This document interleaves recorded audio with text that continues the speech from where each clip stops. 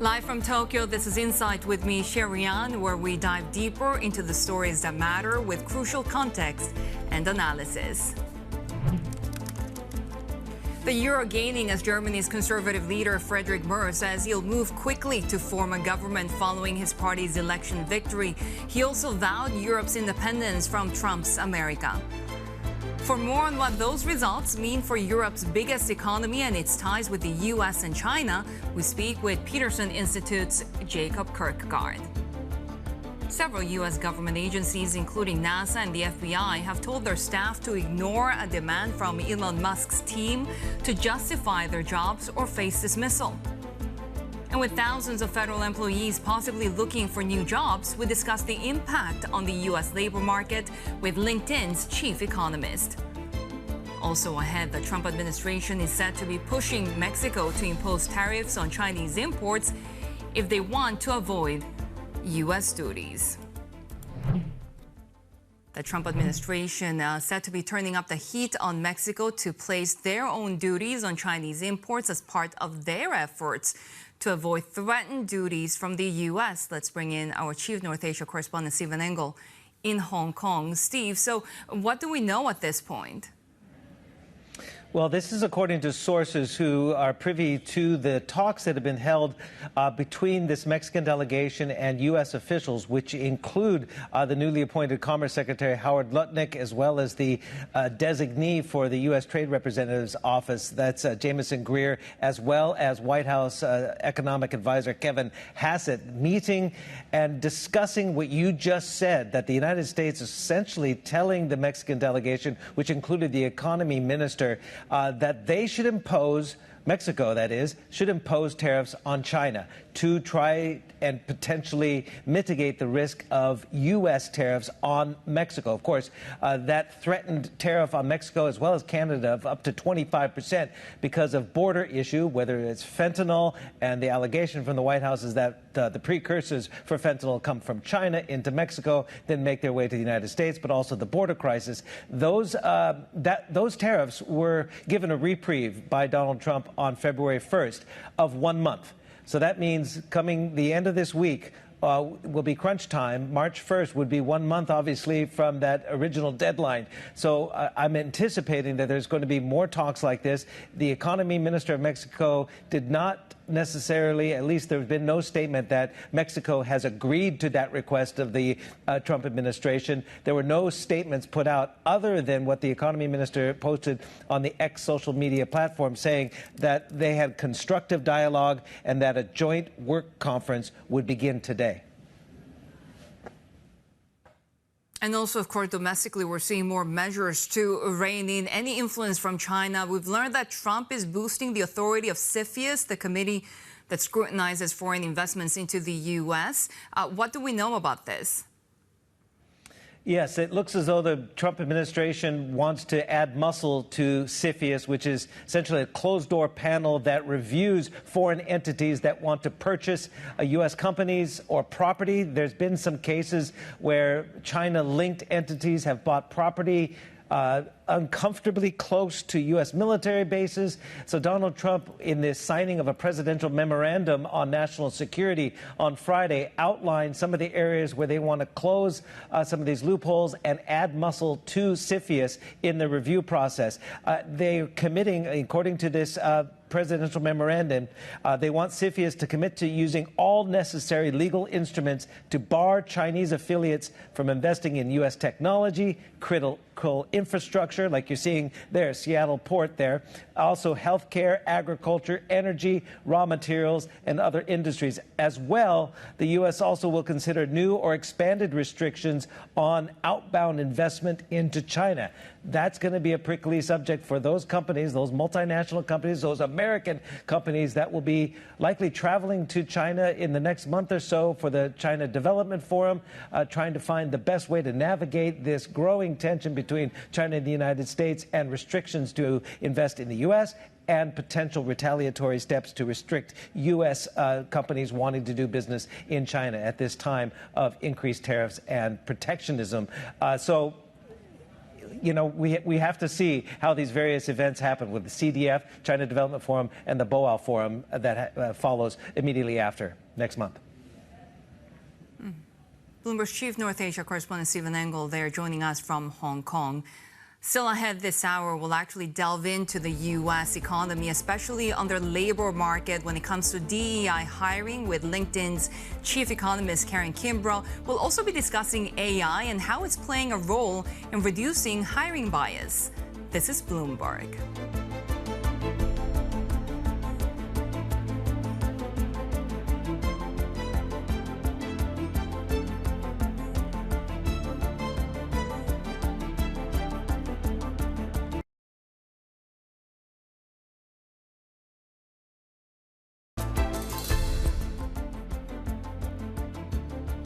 Watching Insight. Germany's conservative opposition leader Friedrich Merz is saying that he'll move quickly to form a new coalition government. According to provisional counting data, his bloc won Sunday's federal election. Merz's victory comes at a critical moment for Europe's biggest economy, with the incoming leader facing a slew of domestic and global challenges, including stagnating growth, Russia's war in Ukraine, and President Trump's growing trade war. We ran a very tough election campaign. Nevertheless, this election campaign was really necessary. Also in the debate about the important and major issues of our country, about economic policy, migration, foreign and security policy, and internal security. But now we will talk to each other, and the most important thing is to reestablish a viable government in Germany as quickly as possible.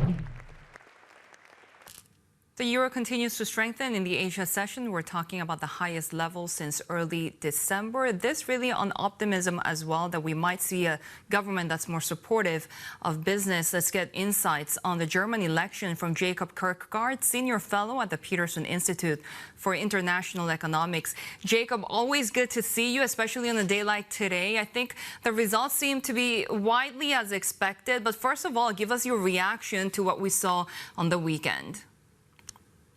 Well, I mean, I wish Friedrich Merz luck. He clearly won the election, but I would also say that while I suspect he will not find it too difficult to form a government, the possible coalition with the Social Democratic SPD, I think, is pretty clear. But he will have a challenge, in my opinion, actually governing and making a massive difference, which is what is needed in Germany. Both domestically on the German economy, but also in Europe and on the broader global stage, because I unfortunately believe he will find it very, very difficult to do dramatic things like change the German constitution, including changing the German debt brake. He made a number of very strong statements on election night, including alluding to the need for German rearmament. All of these things cost money, but he's going to have a parliament with a one-third blocking minority of parliamentarians from the far right and the far left. So he's going to have to negotiate, and it's going to be tough. So you don't expect them to be able to actually go through those reforms that include the debt brake, as you mentioned. They need two-thirds majority in parliament. Well, I think that if he, for instance, needs the parties, the votes of the far left Linke party to get to a two-third majority, they are going to want things that are very different from, the core desires of his coalition government. So it's going to be a tough negotiation. I'm not saying it's impossible, but I'm saying that the strategy or the path forward for a Chancellor Friedrich Merz to change the German constitution and the debt brake, I think will be complicated. This doesn't mean that he cannot govern. It doesn't mean that he cannot change many things in the German economy, that he cannot, participate in far-reaching decisions at the EU or NATO level or concerning Ukraine. But it does mean that if he wants to massively ramp up spending on defense and other priorities, that he faces a very tough political negotiation. And how much are those measures actually needed for the German economy when, of course, we continue to see this pressure on economic growth at a time when we're also facing the uncertainty coming from President Trump's tariffs? Well, there's no doubt that, there is a slew of domestic economic reforms that are needed in Germany. But I think first and foremost, the challenge will be that Friedrich Merz, and he reiterated that on election night, he recognizes that there is a need for German leadership also in Europe, and not least, as I mentioned earlier, a need for rapid and comprehensive German rearmament and a lot more money spent on defense. That means that fundamentally a lot of these priorities in the near term, they will cost money. So yes, he can change things on the German labor market. He can change things when it comes to other regulation and the burden of bureaucracy, etc., regulatory delays, and many other things in Germany or even at the EU level. But he will find it difficult to spend a lot more money. How concerned should we be that if you look back in history, especially when it comes to the German rise of Hitler, for example, it was really a lot to do with hyperinflation and the concerns about the economy. We have seen the far-right AfD, for example, just gaining the most share of the voting than ever before. What consequences could we see in terms of not just German politics, but European politics overall? Well, I think a couple of things on that. If you look at, the AfD has done extremely well. They have more than doubled in size. But I think it's also worth noting that they polled about the same as they did at the time when Elon Musk and even the U.S. Vice President began rooting or arguably interfering in the German election quite forcefully. So that interference appears to have had virtually no effect. It is also worth noting that the other main winner tonight was the far-left Linke Party, which certainly on the issue of immigration has positions that are the mirror opposite of what the AfD stands for. So I would say that this election result is in many ways a clear rejection by about 80% of the German electorate of what the AfD stands for. So I would therefore not have particular concerns in that regard when it comes to the takeover of the far right. So when you're talking about Elon Musk and J.D. Vance, for example, how are we expecting Merz to actually deal with transatlantic cooperation and just overall dealing with the Trump administration? Well, it has to be remembered that Friedrich Merz, for a German politician, is, he's probably the most transatlantic German leader in principle that we have had, at least since Helmut Kohl. But he said something extraordinary on election night. He said that he was basically going to work for Europe to have an autonomous or strategic autonomy and an ability to defend itself against Russia, including without the United States. And he also drew a fairly direct comparison between the election interference that Germany has experienced coming from, quote, Washington and Moscow. So this was really, for someone with his background, I thought quite extraordinary.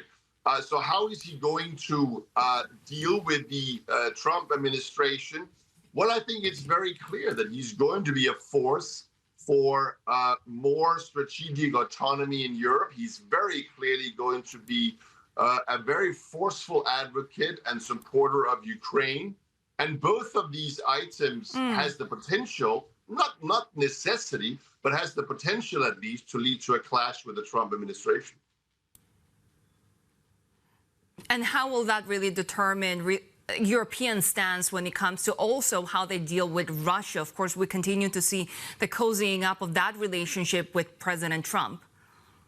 Well, I do believe that if the Trump administration continues on its current path, at least rhetorically, which, clearly, as you mentioned, is cozying up to or, basically actually adopting important Russian talking points in the war with Ukraine, that will lead to a continuing crisis in the relationship with the European Union, including this new German government, because Europe is unambiguously and will continue to unambiguously be on the side of Ukraine, and would, if, and I would like to emphasize, the Trump administration has not to date, despite the rhetoric, cut any support for the Ukrainian war effort. But if it were to do that, then it would lead to, I believe, a very fundamental break with the European NATO members or Canada. Certainly this new German government, which I believe under Chancellor Merz will be a very, very strong and steadfast supporter of Ukraine. And of course, this has bigger implications, especially when it comes to the Trump administration's rivalry or the United States and Washington's rivalry with Beijing as well, right? How does Europe position in this rising supremacy of China? Take a listen to what the German Chamber of Commerce in China had to say about how critical it is still to do business with Beijing. We hope that those tensions can be rather transferred into an open dialogue, how we can tackle the challenges we are having in our relations, but also how we can enable our opportunities we have. I mean, Germany cannot be competitive globally if they are not invested further in China. How does Germany, as a leader of the European bloc, position in the tensions between the U.S. and China when at the same time the Trump administration continues to threaten its European allies with more economic sanctions like tariffs? Well, I think that as long as these tariffs that undoubtedly are also being aimed at Europe are part of, if you like, the Trump administration's new global tariffs on steel, aluminum, or reciprocal, as they call them, then I think the issue will be relatively, quote unquote, easy to address. There will be retaliation from the European Union, including, of course, therefore, by Germany against U.S. exports to the EU. And then potentially, at some point down the line, there will be a broader negotiation between the EU and the Trump administration about a broader set of issues that certainly will include Ukraine and the broader transatlantic defense relationship, defense spending levels, etc. And I continue to believe that if the Trump administrations do not, in fact, continue its approach or cozying up to Vladimir Putin, then there is a good chance for such a transatlantic deal to be reached that would secure continued Trump administration support for Ukraine and potentially and hopefully also a peace agreement on favorable to Ukraine. This would be supported by Chancellor Friedrich Merz and would also have the effect, I believe, of having a relatively unchanged European-Chinese relationship, because that relationship remains essentially dictated or frozen, if you like, by China's continued support for Russia in the war with Ukraine. There will not be any major changes there. But if it came to be that the Trump administration were to switch actively to a position of supporting Russia in this conflict, well, then I certainly would not rule out that you could have a broader change also in the EU-China relationship, because Europe would, interpret that as a hostile act by the Trump administration. But already we have seen sort of these moves or perception that Europe might have been sidelined by this accelerated discussion between the U.S. and Russia. Germany is already the largest spender among NATO nations, but at the same time, given how we started this conversation on the economic challenges that Germany is facing, can it continue to be a leader for Europe in these discussions around Ukraine, in its positioning against China as well, at a time when Germany faces its own challenges? Well, as I said, the newly elected parliament will pose a challenge for Friedrich Merz when it comes to dramatically increasing German defense spending and therefore continuing or indeed further strengthening its position as the biggest individual European supporter for Ukraine. That will be a challenge because it'll be difficult to change the debt brake. But absolutely, Germany has that capacity in theory. It has the fiscal space. It has the military industrial capacity. I mean, it's worth remembering that Rheinmetall, a German company, today produces more artillery shells than all of the United States. So no, Europe actually does have material military industrial complex production capacity, which combined with domestic production capacity in Ukraine should, in my opinion, easily be able to, deter Russia and, if need be, win the war against it for Ukraine. But as I said, again, Germany does also have very significant economic exposure to China, and would it like to be able to engage both economies, both the U.S. and Chinese economies? Is it too early to be comparing Germany to France? I mean, there have been comparisons on the fact that they might have to abandon this fiscal discipline given its economic challenges. We're talking about huge sums of money that they need in order to deal with their own pension payments as well. And remember, when France tried to really reform the pension system, Macron got riots and became essentially a lame duck government. How big of a risk is this?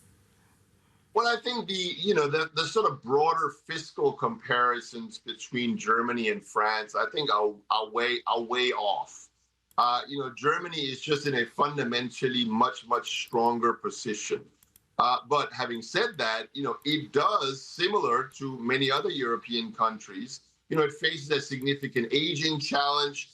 Absolutely, it has the need to continue to reform its pension spending, which have increased significantly, not least during the Angela Merkel years.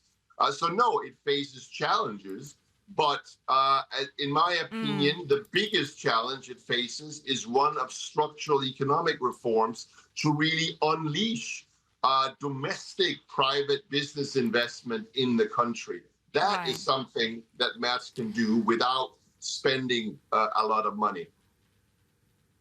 Right. Jacob Kirkegaard, really good to have you back from the Peterson Institute for International Economics as we really digest, of course, the elections over in Germany over the weekend. We're watching those European pairs, Euro-Japanese yen under pressure, given, of course, that we continue to talk about BOJ policy tightening while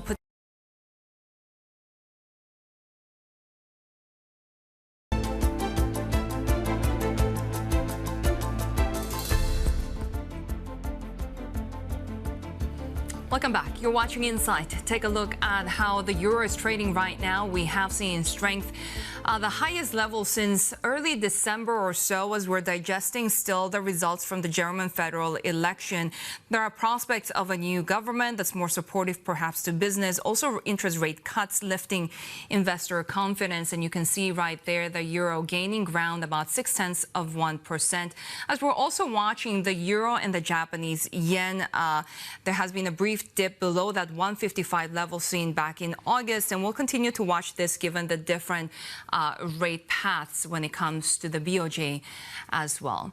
Now, take a look at this chart because it's now showing the provisional results from Germany's election, with Friedrich Merz's center-right bloc winning over 28% of votes. That's ahead of the far-right alternative for Germany.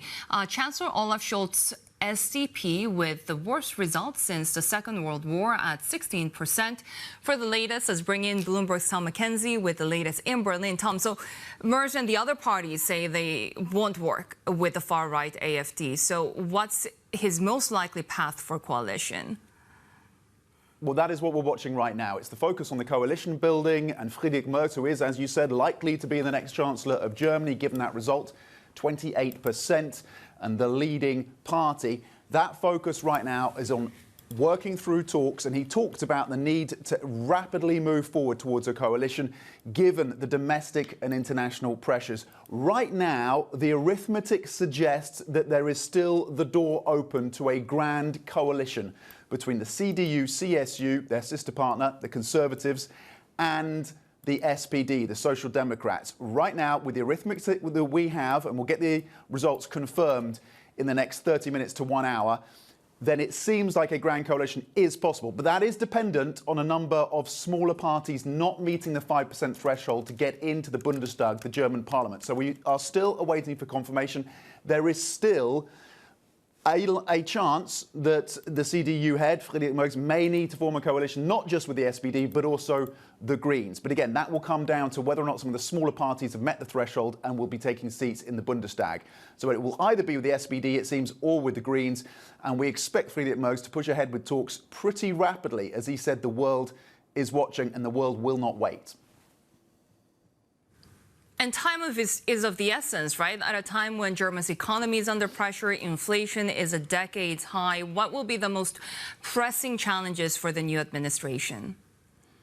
Yeah, look, 2 straight years of recession for this German economy. There's a risk, of course, of tariffs coming through, being imposed on the European Union by the Trump administration. There's the geopolitics, the ending, essentially, of the transatlantic alliance when it comes to European and US partnership, the talks that the US is holding with Russia. One of the key priorities will be the debt brake, so the self-imposed limit on debt spending. Debt to GDP here in Germany is 60%. You compare that to 102% in the UK, 120% in the US, 250% in Japan. Germany has the fiscal firepower to spend on things like defense, reviving its industrial energy, its industrial base, but it will need to reform that debt brake. And the CDU head, the likely next Chancellor, Friedrich Merz, has said he is open to that, but he said it's not a priority. He also wants to see cuts to social spending. So if he partners with the SPD, social spending and welfare, that is something they are pretty strongly wedded to. So that's a potential point of friction. But this will have to be a new German government that is willing to spend on defence and reviving that economy. Energy challenge as well. Industrial energy costs in Germany are 3 times higher than in the US.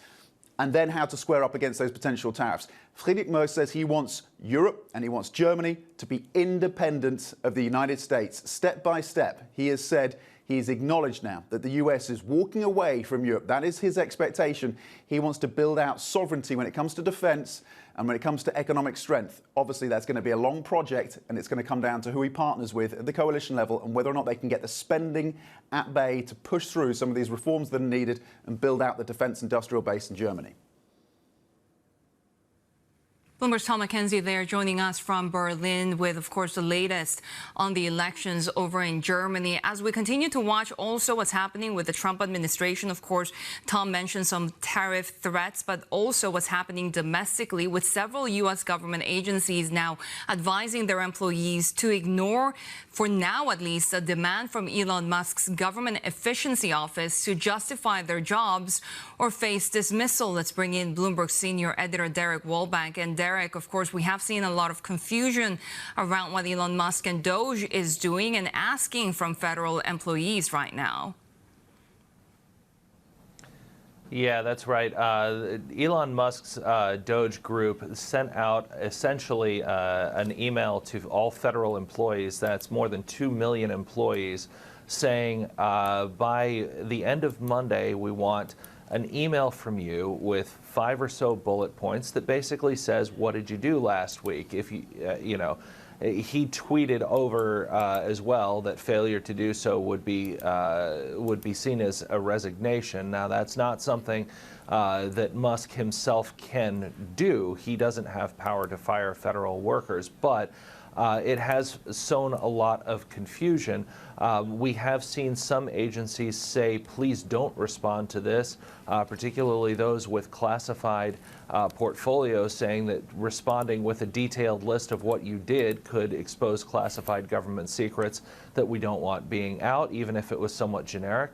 We've also seen some other agencies say, please hold off on this. We're going to put together some guidance. And it winds up being now about 2 months into President Trump's administration, probably one of the bigger breaks that we've seen between Musk himself and the rest of the administrative state as it exists under Trump. Remember, Donald Trump has been very big about the idea of shrinking the federal workforce overall. That is something that he's done sometimes quite aggressively. It has led to a lot of court challenges. But this is something where we have seen some of Trump's own appointees and own nominees push back.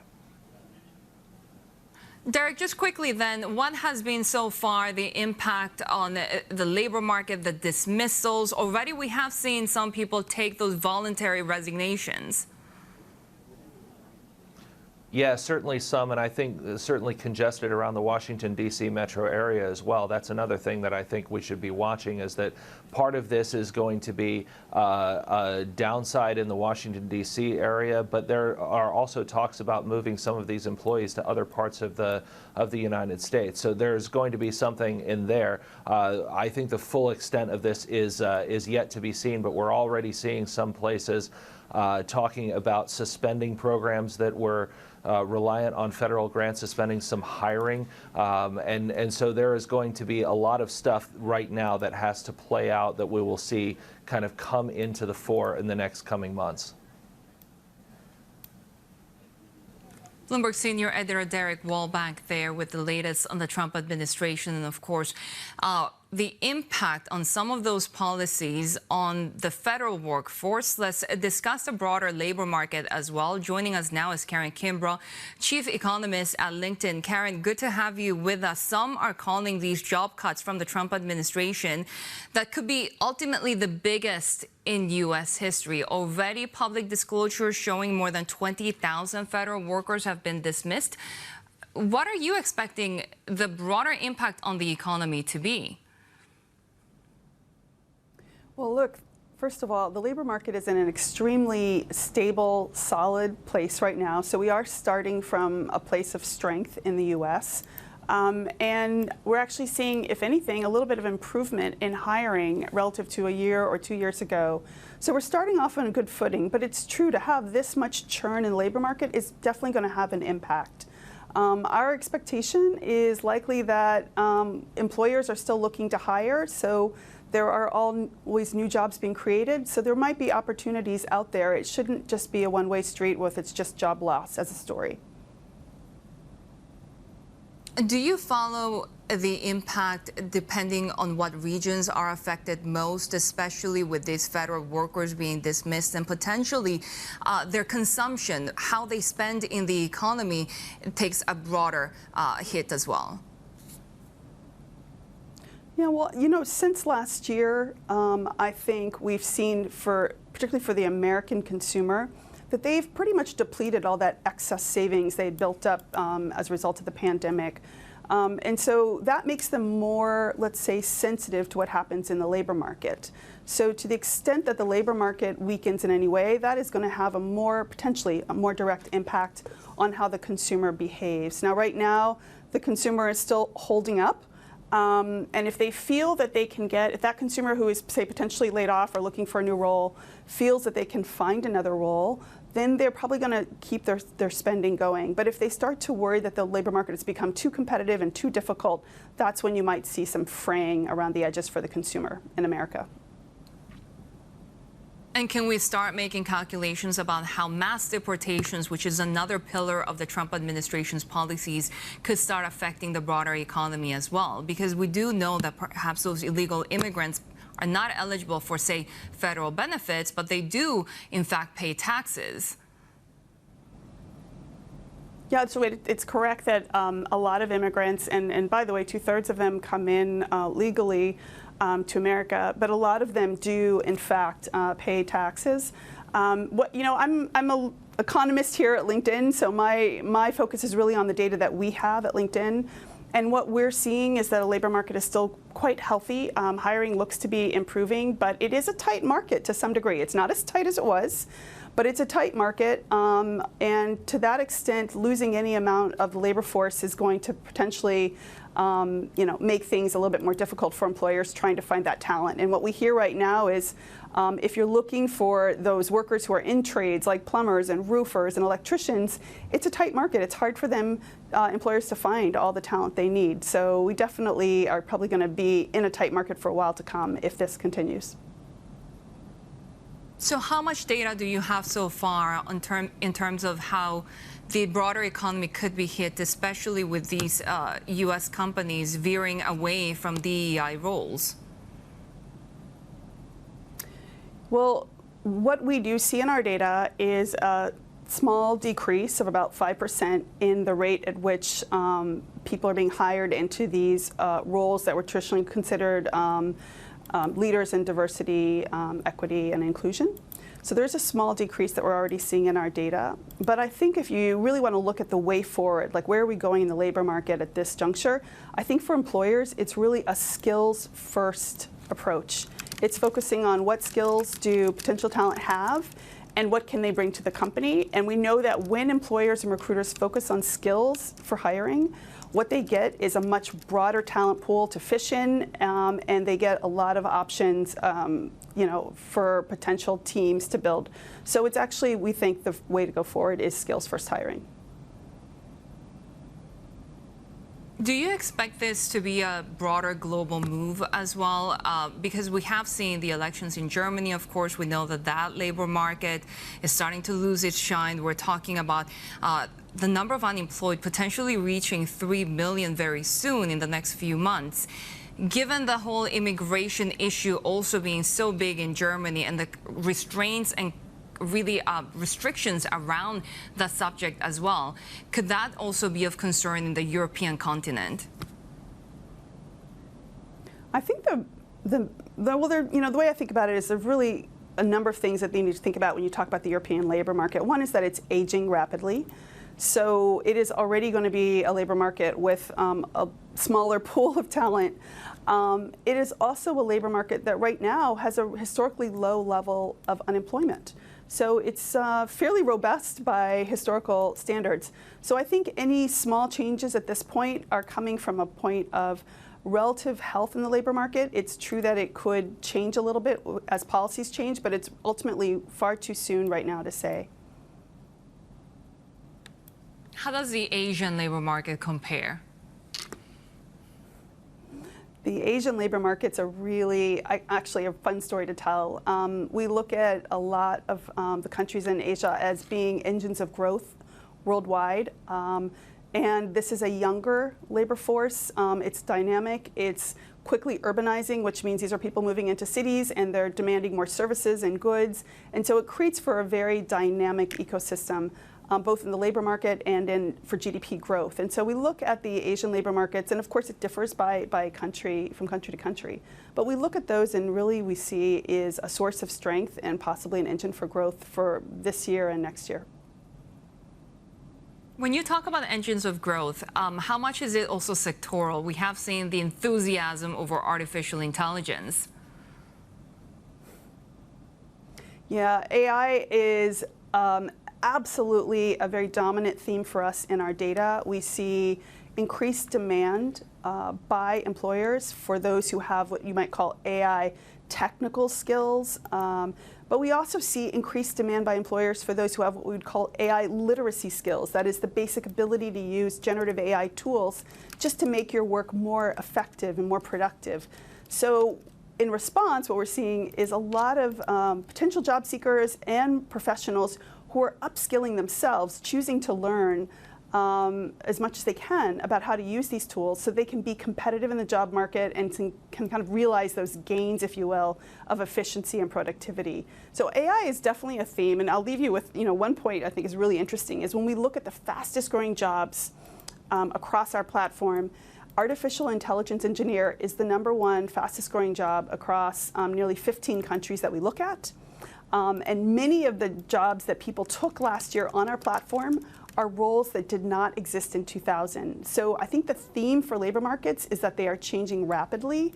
AI is accelerating this change, but there is room for everybody to participate if they're bringing those human skills that they can marry with the AI literacy skills.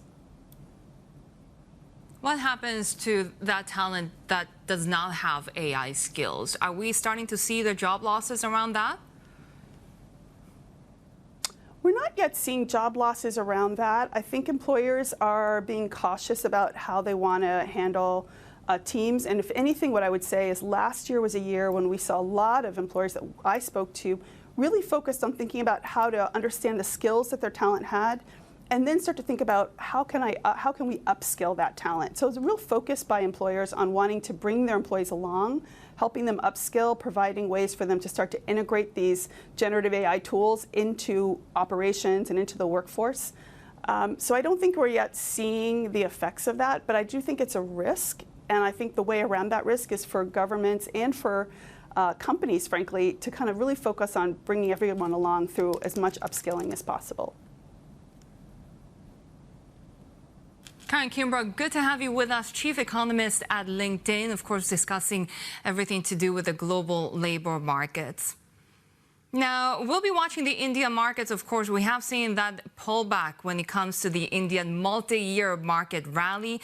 Take a look at how we're setting up right now, because this is the downside that we're seeing on the Sensex, 0.7%. The Nifty is also down. This, of course, coming after we saw U.S. markets seeing the worst session of the year last week.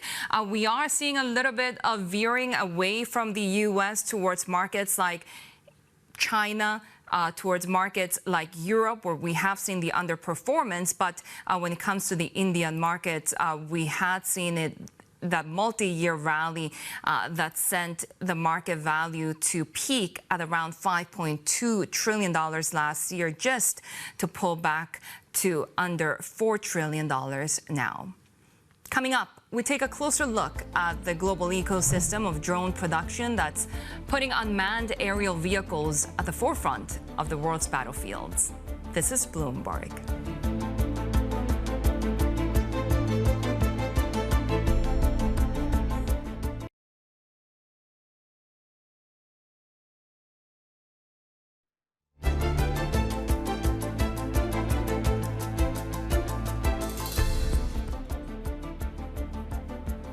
This week, we'll have special coverage into the arms race for drones. It's a competition that involves the U.S., its allies, and China. Our tech reporter Annabelle Drewlers explains how drones are set to play an even bigger role in warfare. There's no question that drones have altered the dynamics of military operations. Unmanned aerial vehicles, or UAVs, have been in use for decades, including in the Cold War, Vietnam, and by the US to strike remote targets after 9/11. But on today's battlefields, it's different, not least because of the sheer volume of UAVs in the skies. The current war in Ukraine is very much a drone war already. The situation has been mirrored in the Middle East, with Hamas and Israeli forces deploying UAVs extensively. It's a signal of what's ahead, with the US spending hundreds of millions of dollars to secure new drones through its so-called replicator program. If there's a major power war, it's very much going to be a drone war. Technology is moving fast, particularly as artificial intelligence is integrated into UAVs. Air superiority in a future conflict is not just going to be about fighter jets. It's going to be about drone swarms and loitering munitions and AI-powered targeting systems. There's also a question of quantity, as military forces need to procure large numbers of less advanced drones. This has been a weak spot for the US and its allies. US and many European states, they've actually for a long time been investing a lot more in the sort of more sophisticated long-range drones that have lots of sensors to them. It's really the mid and lower end stuff that they're trying to build up numbers, because as we've learned from the Russian-Ukraine conflict, the numbers do matter. But China is the leader in commercial drone production, with its firm supplying around 80% of the global consumer UAV market.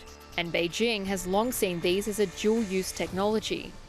They've been real pioneers in cheap commercial drones, which can be adapted for military use. It's clear that this is an area where China is putting intense capital, but also policy focus. I think the Chinese recognized quite early that drones could be the difference between victory and defeat. Now Beijing's rivals are racing to catch up. Annabelle actually joins us now from Hong Kong. But we just saw how China dominates in end sales of UAV. So how has that impact been felt in other ways? Yeah, well, it's certainly developed into a real challenge for the US and its allies, Sherry, because today there is that big push from governments essentially to develop supply chains that are free or completely ex-China. There actually is some really good research that's been published into this. That the last year we saw, for instance, the MIT Technology Review looking at a breakdown of the FVP drone, or FPV drone rather. That's a first-person view drone. It's been used extensively in Ukraine, and it is a drone that essentially allows you to be in the cockpit of the drone, but from a distance because you're wearing goggles or you're seeing some sort of live feed. The point is that when you look at all the different components of this, and this is just a handful of them really, but the story is quite clear. The tech originated in the US amongst its allies. It's today produced, and that's for the most part, but today produced in China, and that has now created some headaches because China not only controls the supply chain, it also can produce at scale at low cost, and this is what's really key in building up drone inventory. So that's really the challenge of what's ahead now. How can the US and its allies develop supply chains that are independent of that? And that's the purpose of what we're going to be going to Taiwan this week to do, which is to meet with different government officials, different companies there as well that are working to build up self-sufficiency, working to create partnerships with governments. And we've seen this already, for instance, Taiwan, the Baltic states that border Russia. They've been on various meetings, even as latest last week, rather, in Germany, for instance, again, trying to build up these accords. We see it as well between the Taiwan and US. Again, that drone partnership, what is the extent of it? What are the challenges ahead? There's certainly a lot, but we will have that reporting over the course of this week. Yeah, we'll be watching those reports from Taiwan. Annabelle Drulers, our tech reporter there. And before we go, here's also a look at our show lineup tomorrow. We'll be speaking exclusively with Woodside CEO Meg O'Neill from Sydney as we talk earnings from Australia's biggest LNG exporter. That's it for Insight. Horizons Middle East and Africa is next. This is Bloomberg.